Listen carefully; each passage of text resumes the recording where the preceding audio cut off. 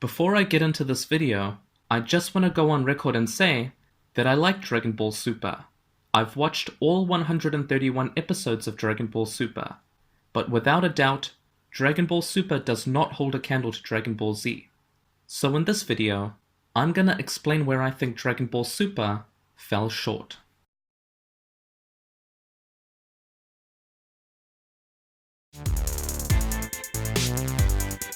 Number 5.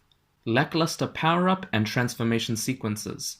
Remember Vegeta's epic Final Flash power-up, which created tsunamis, pushed all the clouds away, and leveled entire mountains? Remember Goku's epic Super Saiyan 3 transformation, which shook the entire planet? Well, there isn't a single power-up or transformation sequence in Dragon Ball Super that's even half as epic as those moments. Nope. Instead, Dragon Ball Super opted for hand-holding and off-screen new form acquisitions. They opted for lackluster power-ups and quick-fire ki attacks. Number 4. Goku's IQ drop. Goku had gradually transitioned from a blissfully unaware, innocent young boy into a mature, just hero. In Dragon Ball Z, Goku fights for peace and justice. Dragon Ball Super decided to throw all those years of character development out of the window and turn Goku into an unintelligent fighting machine who only cares about training and fighting strong people, even going as far as to putting the entire multiverse at risk just to flush out some worthy adversaries. So basically my issue here is they changed Goku's personality for the worse. Number 3. Little to no blood. There were very few instances of blood in Dragon Ball Super. There are two issues with this. Firstly, blood adds impact, and secondly, it emphasizes pain. A prime example of this is Goku's infamous gut punch to Frieza. Picture that same punch without blood. It would become a much weaker and less painful punch compared to when it has blood in the scene. Number 2. Sucky art style. In my opinion, Fusion Reborn was a shining example of the definitive Dragon Ball art style, a style which took over a decade to craft and perfect.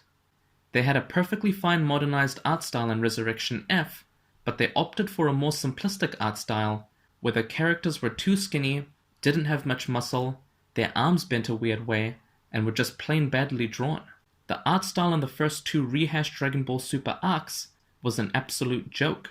It wasn't until the Inter-Universal Tournament arc that we began to see signs of a decent art style emerging. Yes, I admit that Dragon Ball and Dragon Ball Z didn't always have well-drawn scenes, but you could expect quality when Toei dished out their chief animators. Number 1. Poor fighting choreography. Let's be honest here. The main reason Dragon Ball Z was a commercial success was because of its epic, well-choreographed, over-the-top fighting sequences. Right off the bat, we had moons and mountains blowing up, people being punched into mountains, and just straight-up hard hits, exchanges and beatdowns. Dragon Ball Super fights felt lackluster in comparison. Honourable Mentions. Poor storytelling.